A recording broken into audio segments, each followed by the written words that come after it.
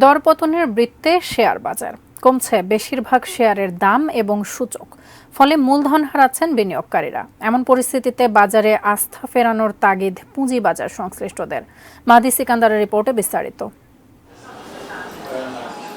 ধারাবাহিক দরপতনের ধারায় দেশের প্রধান পুঁজিবাজার Dhaka stock exchange floor price বা সর্বনিম্ন দরসীমা তুলে নেওয়ার পর থেকেই পুঁজিবাজার নতুন করে দরপতনের বৃত্তে।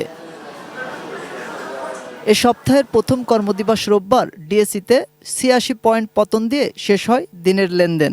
এরই ধারাবাহিকতায় সোমবারও সারাদিন নেতিবাচক সূচকে ছিল পুঁজিবাজার। এদিন ডিএসইতে সূচকের ৩৭ পয়েন্ট পতনে শেষ হয় দিনের লেনদেন।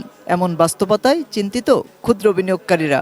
আমরা আসলে আশাবাদী হয়ে আছি এখনো, যদি সরকার সঠিক লোককে বসায় এবং সঠিক লোক দিয়ে তদারকি করে, আমরা মনে করি বাস্তবতার সাথে মিলে কাজ করতে হবে। কাদের আশায় আমরা এখানে আসি? একবারে না হয় একবারে তুলে দেখি, শেয়ার মার্কেট থাকা দরকার নাই। সাধারণ বিনিয়োগকারীদের এই অচল অবস্থার থেকে সচল অবস্থায় আনার জন্য আমি সরকারকে সবিনয় অনুরোধ করছি। এদিকে পুঁজিবাজার সংশ্লিষ্টরা বলছেন, সিদ্ধান্ত নেওয়ার ক্ষেত্রে নিয়ন্ত্রক সংস্থা সতর্ক হতে হবে। বাজারে সুশাসন নিশ্চিতের তাগিদ তাদের। অনেকগুলো স্টেক হোল্ডার এরা জড়িত, ক্যাপিটাল রাইজ হয়, শিল্পায়ন, এই জায়গাগুলো যদি চিন্তা করে তাহলে এখান থেকে আসলে মার্কেটটা যে প্রাণের সঞ্চার, যে স্মল ইনভেস্টররা যে হাউসগুলোকে সরগরম করে রাখে, আবার সেটা আমরা ফিরে পাবো বলে আশাবাদ ব্যক্ত করছি। আমরা আসলে টিকে থাকবো কি থাকবো না, এই চ্যালেঞ্জটা আমাদের জন্য কঠিন হয়ে যাচ্ছে দিনকে দিন।